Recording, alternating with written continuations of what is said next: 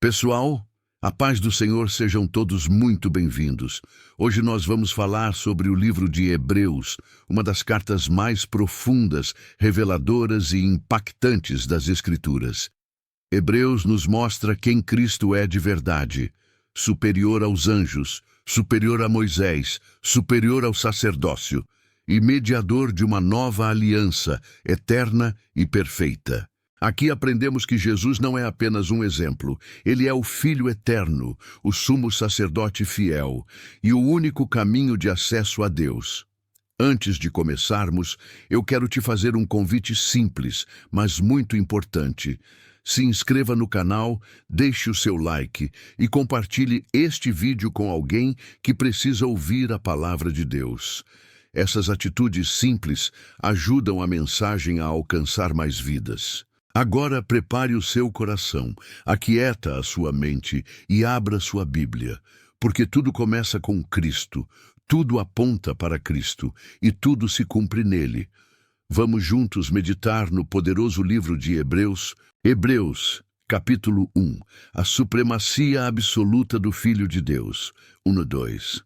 Deus fala definitivamente por meio do Filho. Desde os tempos antigos, Deus falou de muitas maneiras.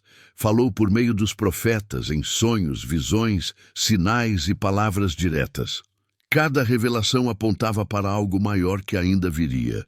Agora, porém, no cumprimento dos tempos, Deus falou de forma plena, final e definitiva por meio do seu Filho. Não apenas um mensageiro, mas o herdeiro de todas as coisas. Por meio dele, o próprio universo foi criado.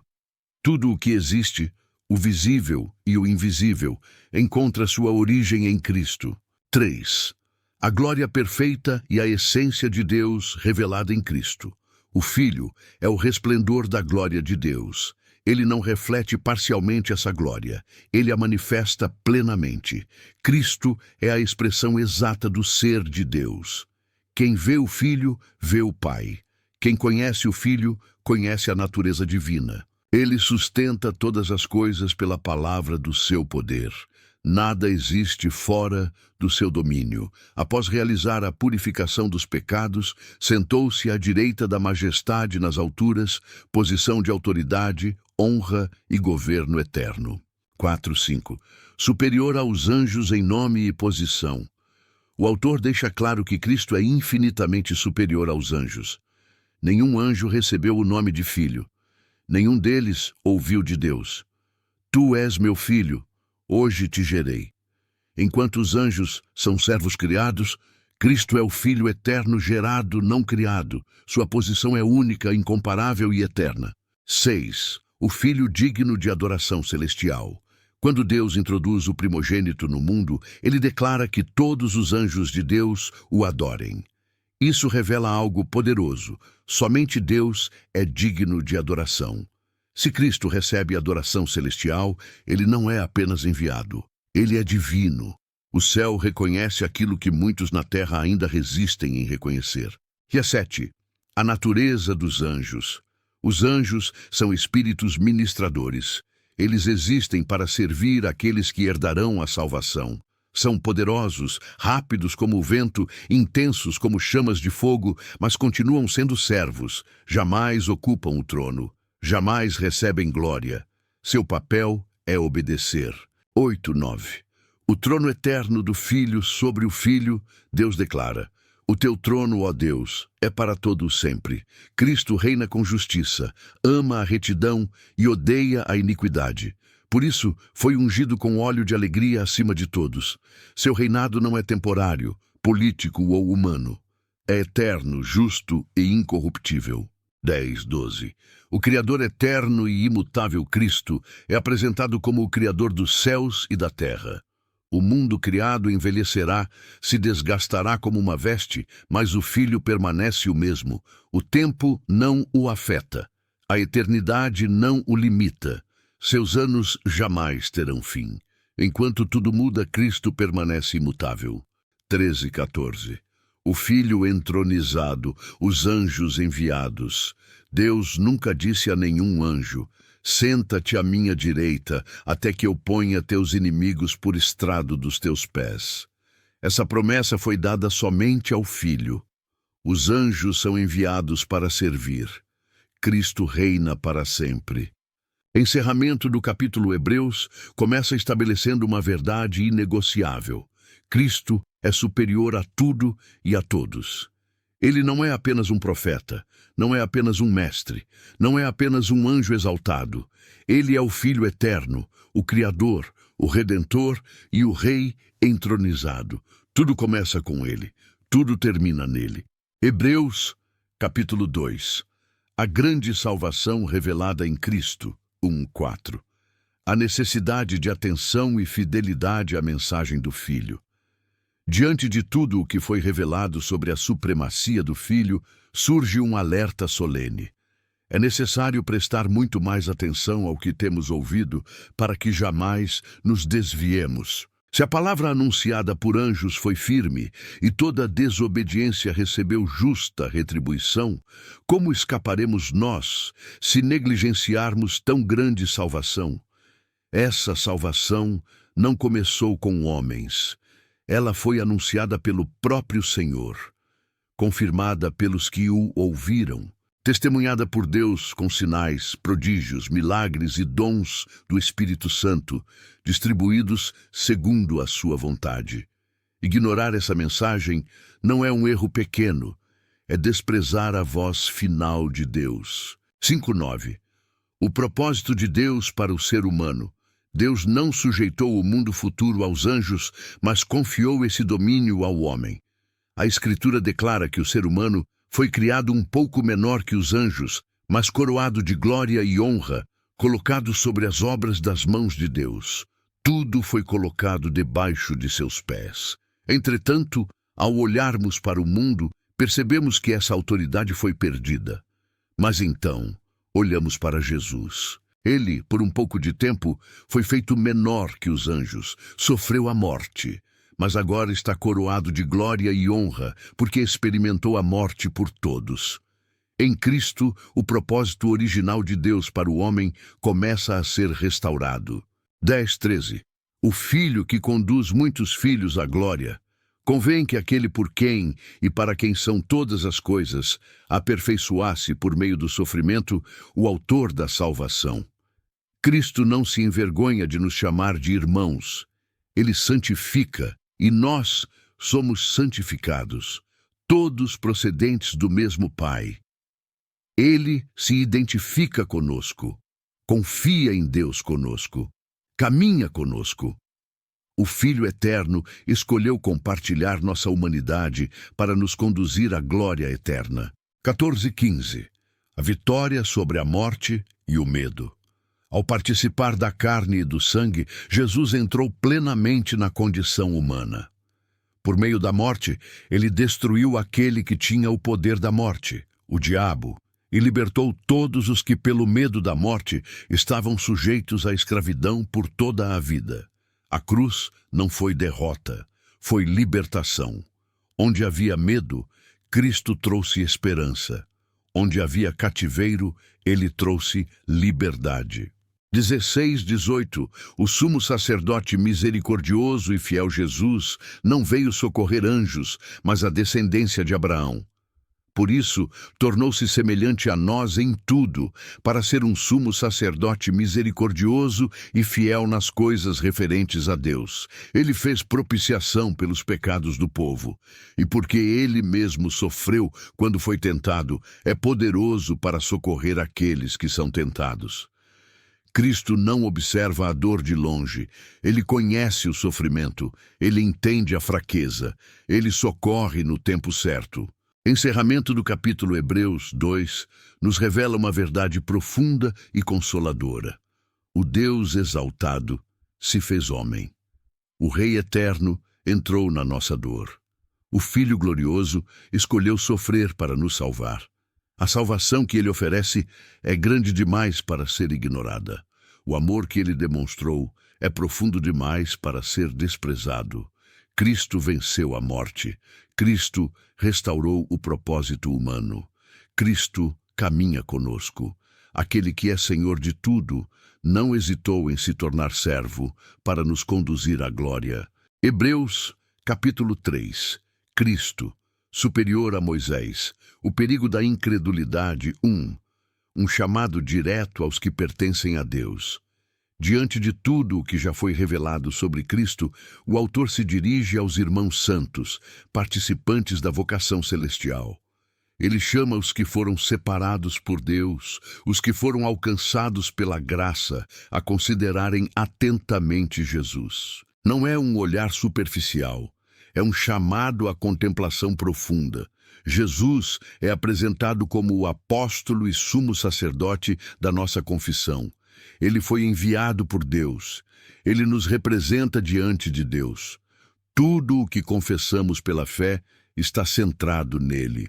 2. A fidelidade perfeita de Cristo Jesus foi fiel àquele que o constituiu, assim como Moisés foi fiel em toda a casa de Deus.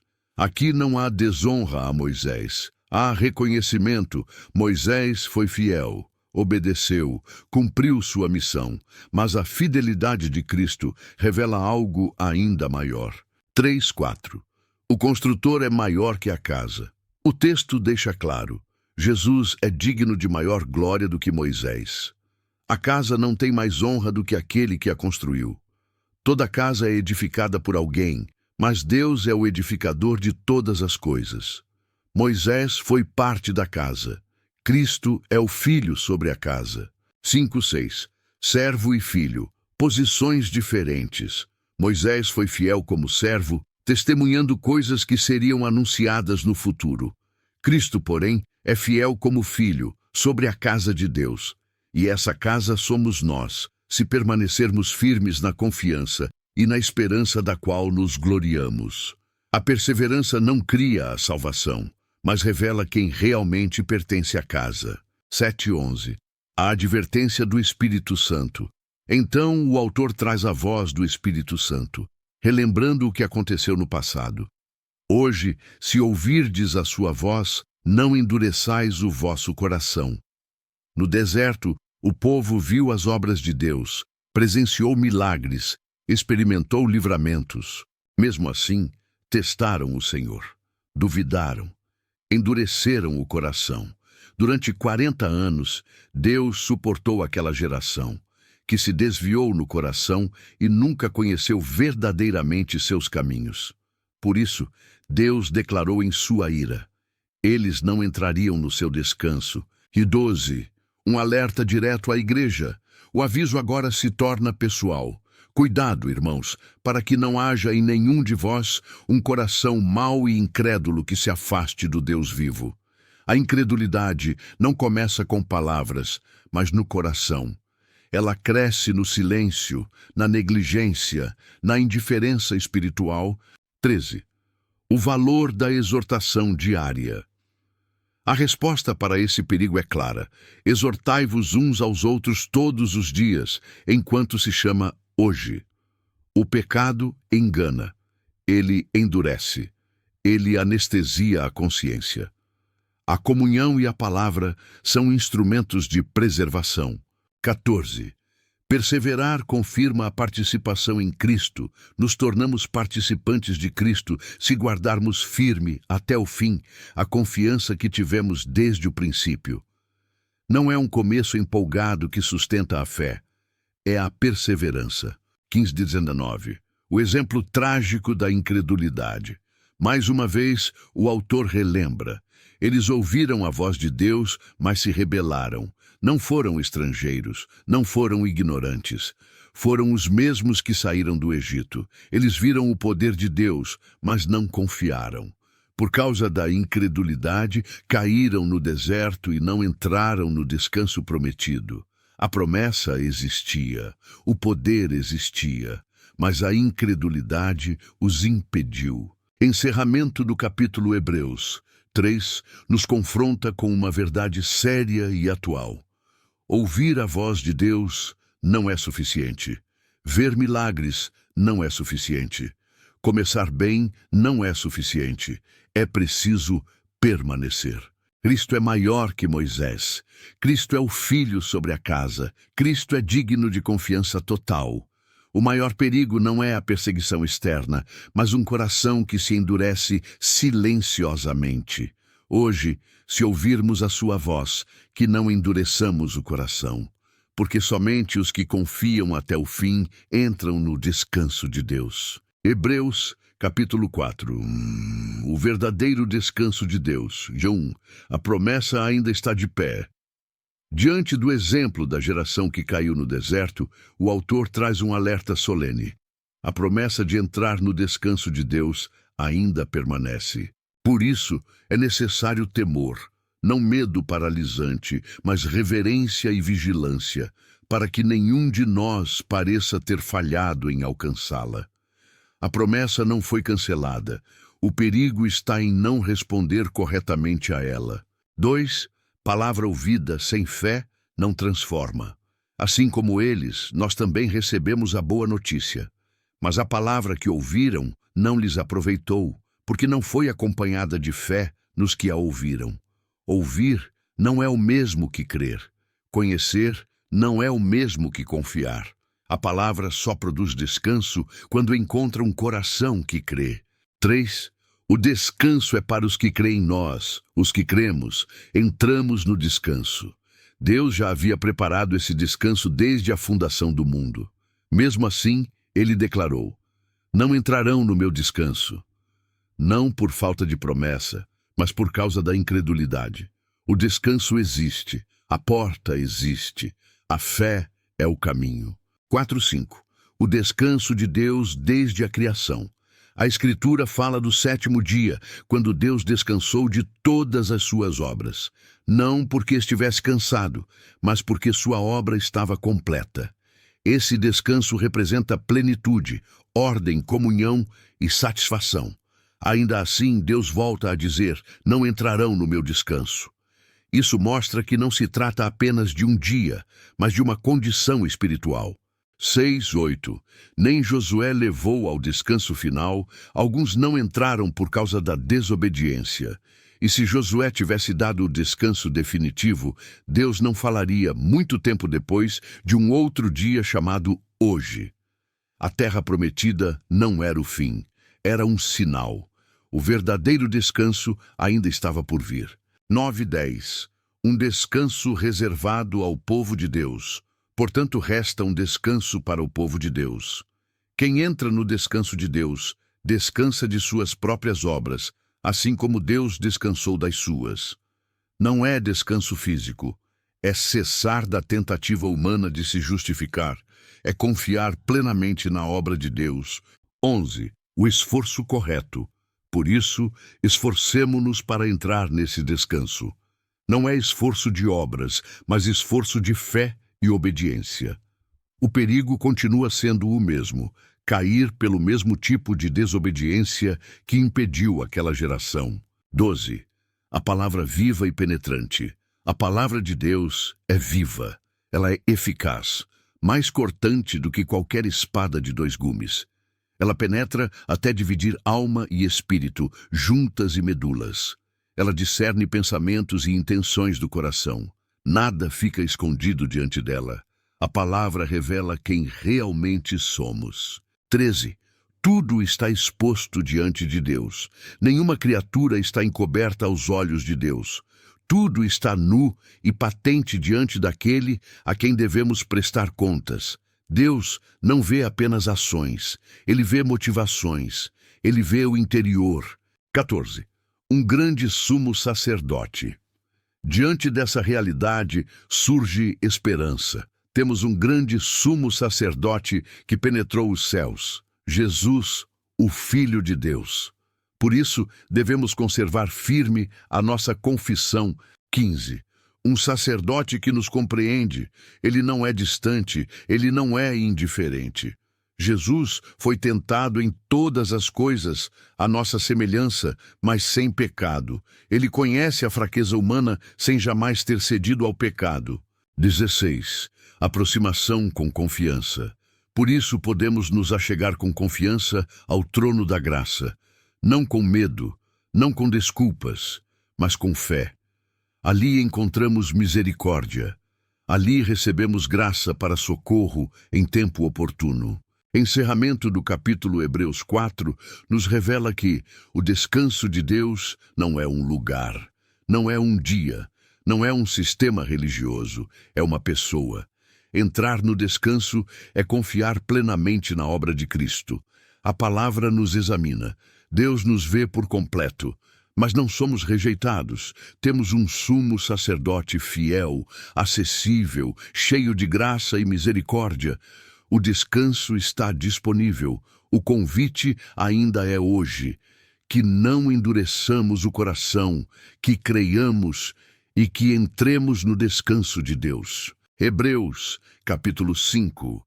Cristo, o sumo sacerdote perfeito. Maturidade espiritual. 1. A função do sumo sacerdote humano. Todo sumo sacerdote é escolhido dentre os homens e constituído a favor deles nas coisas referentes a Deus.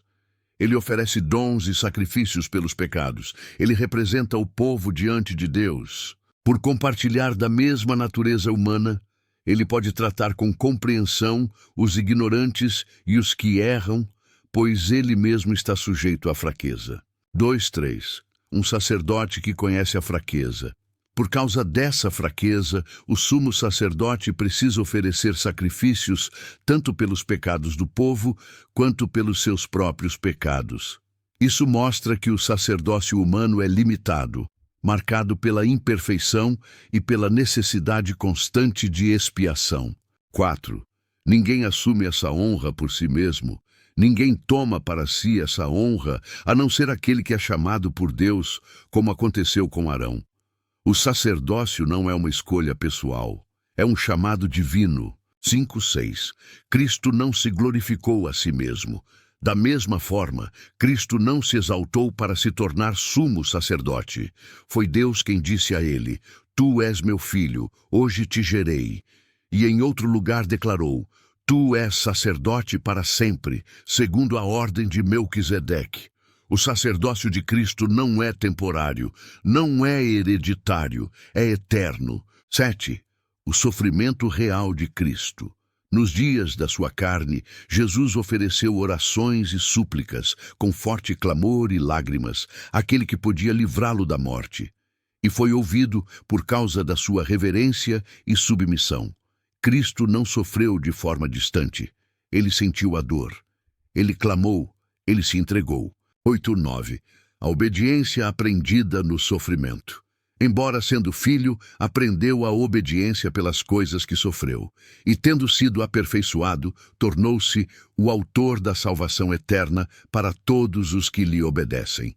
A obediência de Cristo não foi teórica, foi vivida. 10. Sacerdote, segundo Melquisedeque Deus, o declarou sumo sacerdote, segundo a ordem de Melquisedeque. Um sacerdócio superior, sem começo nem fim registrado, apontando para algo eterno. 11. Um ensino difícil por causa da imaturidade. Sobre isso, há muito a dizer. Mas se tornou difícil explicar, porque os ouvintes se tornaram tardios em ouvir. O problema não estava na profundidade do ensino, mas na condição espiritual de quem ouvia. 12. Tempo passou, mas não houve crescimento. Depois de tanto tempo já deveriam ser mestres, mas ainda precisam que alguém lhes ensine os princípios elementares da palavra de Deus. Voltaram a precisar de leite e não de alimento sólido. A estagnação espiritual é um perigo real. 13. Leite e imaturidade. Quem se alimenta apenas de leite não tem experiência na palavra da justiça. Ainda é imaturo, ainda não desenvolveu discernimento. 14. Alimento sólido e maturidade. O alimento sólido é para os adultos na fé, para aqueles que, pelo exercício constante, têm as faculdades espirituais treinadas para discernir tanto o bem quanto o mal. A maturidade não vem automaticamente. Ela é fruto de prática, perseverança e obediência contínua. Encerramento do capítulo Hebreus 5 nos conduz a duas revelações profundas. Cristo é o sumo sacerdote perfeito, chamado por Deus, eterno, obediente até o fim. Mas, ao mesmo tempo, o texto confronta o povo de Deus. Não basta tempo de caminhada. É preciso crescimento. A imaturidade espiritual limita a compreensão das coisas mais profundas de Deus. O chamado permanece: deixar o leite, avançar no alimento sólido, crescer na fé e seguir Cristo com maturidade.